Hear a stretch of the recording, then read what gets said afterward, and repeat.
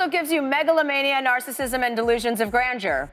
I'm really rich. I'm like a smart person. I beat China all the time. Nobody has more respect for women than I do. Not just men and women have to stick together. I think if this has shown us anything, it's that the worst thing or the most unthinkable thing can happen. The New Republic has a theory that Donald Trump may have contracted syphilis in the 1980s, around the time he looked like this.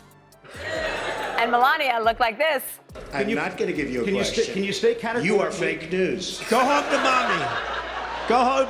Bye. Go home to mommy. Chelsea Handler just compared Trump's brain to having the processing speed of a potato. And honestly, that might be insulting to potatoes everywhere. In this brutal takedown that's got everyone talking, Handler didn't just make fun of Trump's appearance. She systematically dismantled his entire persona with surgical precision. We're breaking down her most savage burns and showing you the real-world Trump moments that inspired each one. Before we move on, I'd like to ask you a small favor. If you appreciate this content, please take a second to like this video and subscribe to the channel. Over 98% of you watch the videos without subscribing. It costs you nothing, but it makes a huge difference to us.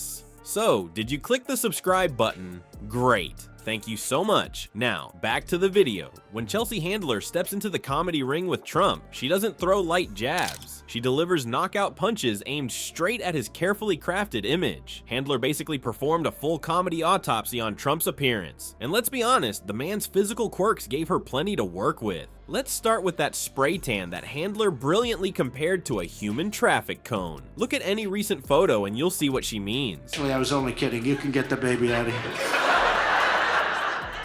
Now, I'm not a doctor, so I can't claim Donald Trump has syphilis because of laws, or a black guy wiretapped your deluxe apartment in the sky.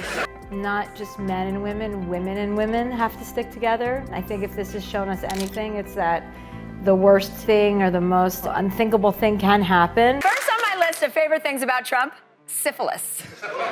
That orange glow isn't exactly subtle, is it? It's like his face is trying to warn us about something dangerous ahead. Handler even suggested the tan might actually be a warning sign, implying that whatever was done to him must be illegal. The shade of orange has somehow intensified over the years, as if he's trying to outglow the sun itself. But Handler was just warming up. Her material on Trump's hair situation took the comedy to another level. She didn't just call it bad hair. She questioned if it was hair at all, suggesting it might be a science experiment gone horribly wrong, or possibly a dead pet perched awkwardly on his head. I mean, what exactly is going on up there? Handler even proposed a wild theory that his hair could be an elaborate bird nest that a confused bald eagle calls home.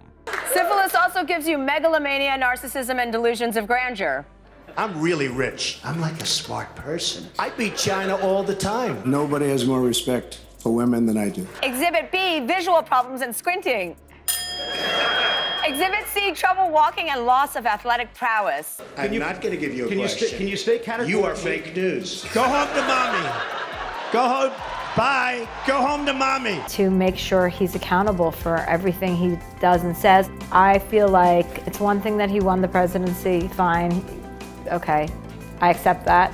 The visual alone is worth a chuckle. These hair jokes hit extra hard because of that infamous Air Force One incident where Trump's carefully engineered comb-over completely betrayed him. As he climbed the stairs, a gust of wind turned his hair into a flapping mess, revealing what looks suspiciously like surgical scars underneath. Handler didn't miss the opportunity to reference this hair catastrophe in her routine, making her jokes land with even more impact. Then she moved down to his neckwear, questioning those bizarrely long ties that seemed to hang well below his belt. Handler wondered if Trump was hiding classified documents down there. A joke with extra bite given the Mar-a-Lago scandal where he actually did stash classified materials. She suggested his ties might actually be a cry for help, signaling a desperate need for a good tailor.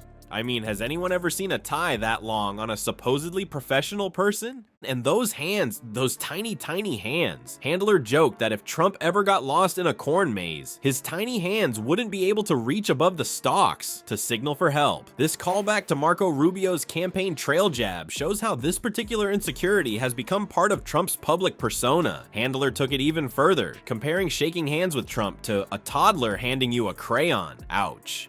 I am pro-life. Hillary Clinton, I think, is a terrific woman. Replenish the Social Such a nasty Security woman. Trust Fund. I could stand in the middle of Fifth Avenue and shoot somebody, and I wouldn't lose any voters.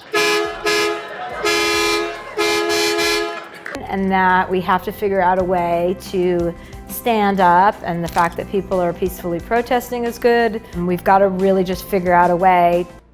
I never said repeal and replace Obamacare. You've all heard my speeches. I never said repeal it and replace it within 64 days. What makes these physical roasts so effective is how they expose Trump's own obsession with appearances. Here's a guy who constantly mocks women's looks, brags about his supposedly perfect health, and even lies about his height while walking around looking like an orange traffic cone with a dead animal on his head. Syphilis can also make you have paranoid thoughts like the mainstream media is out to get you or all Mexicans are rapists. We will be able to immediately repeal and replace Obamacare. I'm very pro-choice. The symptoms of syphilis are Exhibit A, patchy hair loss. The New Republic has a theory that Donald Trump may have contracted syphilis in the 1980s, around the time he looked like this. And Melania looked like this.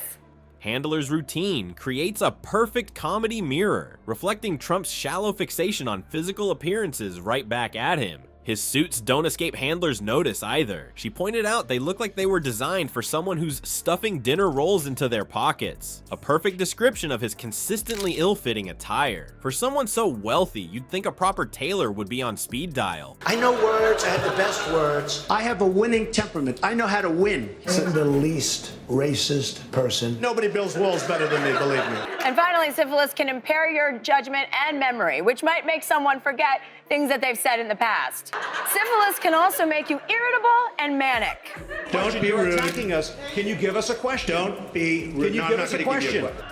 But as the saying goes, if it walks like a duck and talks like a duck, it probably fucked some questionable models in the 80s. Then comes the knockout punch when Handler compared Trump's brain to having the processing speed of a potato. Anyone who's watched Trump speak has witnessed those rambling, incoherent moments where he starts a sentence about one topic and somehow ends up talking about windmills causing cancer. His train of thought doesn't just derail, it completely explodes off the tracks, catches fire, and rolls down into a ravine. But Handler's comedy wasn't just about getting laughs. It was political commentary with teeth. Through her sharp wit, she highlighted how satire serves democracy by holding leaders accountable. While Trump fans might call it mean-spirited, experts argue political comedy is essential for keeping powerful figures in check. Handler's takedown exposes the gap between Trump's inflated self-image and reality. Think about it. This is a man who constantly praises his own genius while struggling to complete coherent sentences. No wonder comedians can't resist. When democracy feels fragile, sometimes a good laugh is the best medicine. And in Handler's hands, comedy becomes more than entertainment. It's truth-telling with punchlines. The real joke. Trump does half the comedian's work for them just by being himself.